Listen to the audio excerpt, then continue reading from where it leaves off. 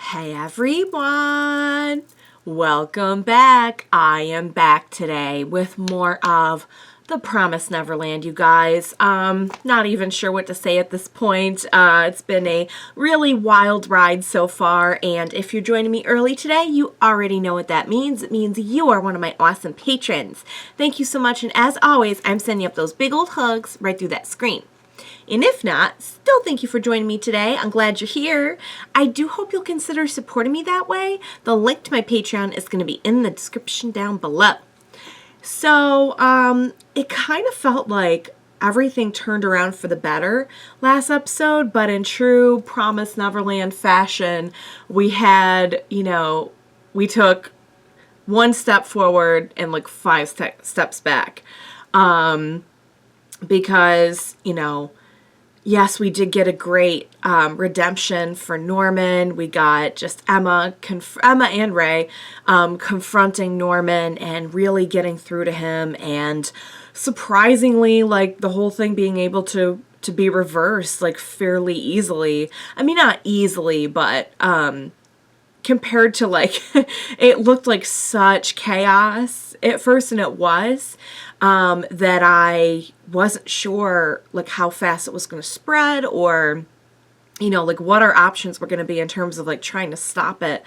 And fortunately, it does look like it was contained enough that, Mujika coming in and sharing some of her blood between her and Sanju and, I forgot his name now, but the older gentleman, demon, who we actually did get his name last time, the grandpa, and everyone kind of sharing the blood once they have it, it was contained. So, it felt like a huge step forward. And on top of that, I thought it was just really sweet and profound how, because, Norman did make the decision to turn all of that around, we got the pen, or we got the thing that we needed to make the pen work,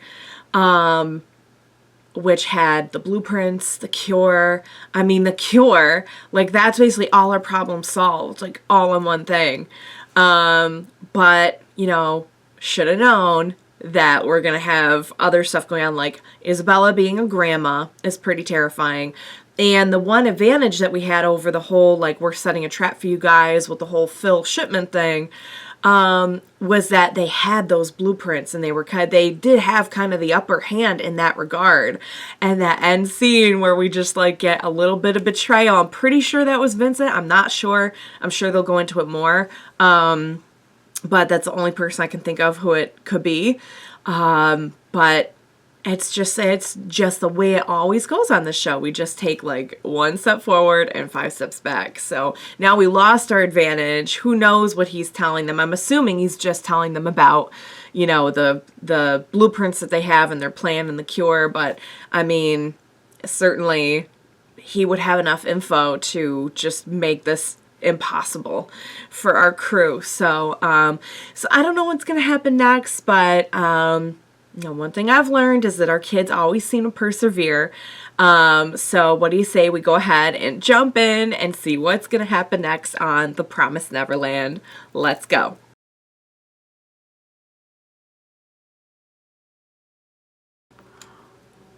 Okay. I'm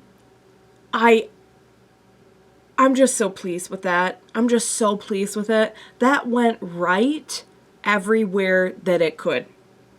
And I'm not used to that on this show, and I am a little scared for the next episode, I'm not going to lie, just because of our trend. But I'll tell you what, guys.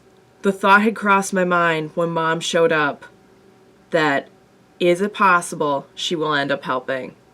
And sure, she's still being Mom about it, like, nah, it's our interests just happened to intersect.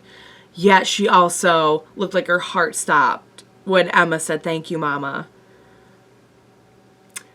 The moms, and I know I had a hard time with this last season. I know I was very, like, passionate about the way I felt about Isabella.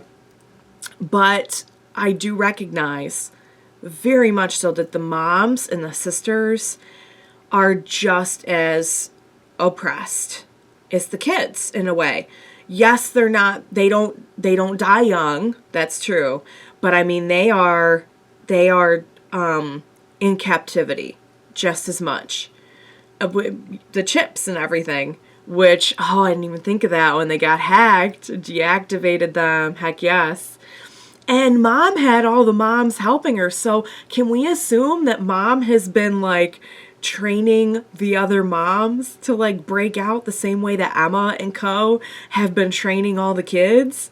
Because that's actually, I would watch an after credits about mom doing that.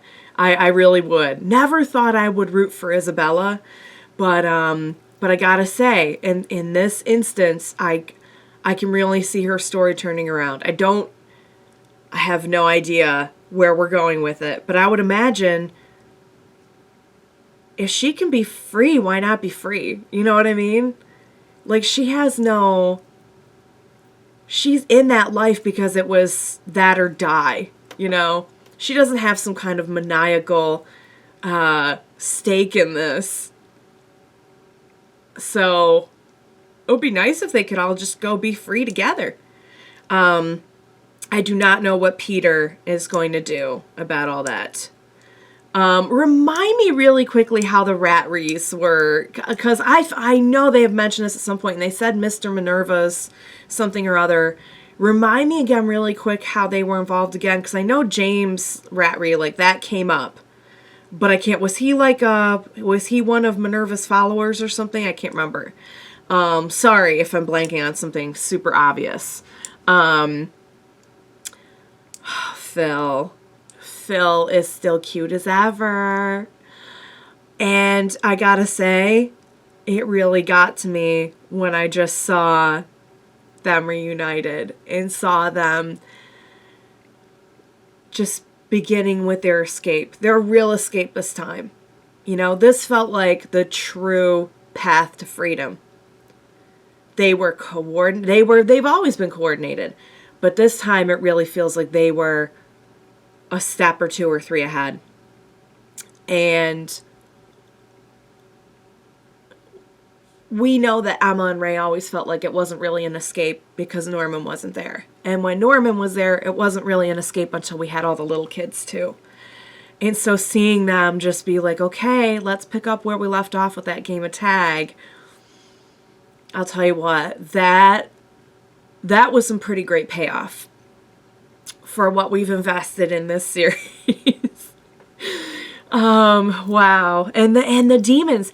And you know, they emphasized this last episode that we wouldn't have gotten the pen. We wouldn't have gotten all this info, the cure, everything, if Norman had not shown mercy and forgiveness and not gone through with his plan to get them first before they get, you know, before anyone hurts us again. Once again, had we not saved those townspeople, none of this they would not have shown up to back them up. And yes, they had their own thing going on too, but that worked out really well. That, like, because we know they're being oppressed in a way as well by like the unfair control of the Meads. And they're sick of having the farms run their lives. And they don't need the farms to run their lives anymore, which is exactly what the farms are afraid of. It all comes down to politics. It doesn't matter if it's human or demon or whatever. It comes down to politics and the almighty buck. Or whatever they call it in Promised Neverland world. They probably don't call them bucks, but, you know, clearly they just want control of the food supply and everything. And all right, guys, I love where we left this. I love that for once it feels like we are truly on top. However, let's not forget we're watching Promised Neverland and we still have one episode to go and I'm scared. So, oh my God, also Vincent was totally not. I have to say, I'm pretty proud of myself for thinking one step ahead on this episode, because I was like, what if Vincent is really in on the plan? And then he was.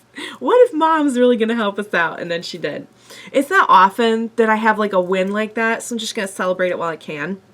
Usually I'm like missing stuff and forgetting stuff. So, all right, guys. Oh my God, what a satisfying episode.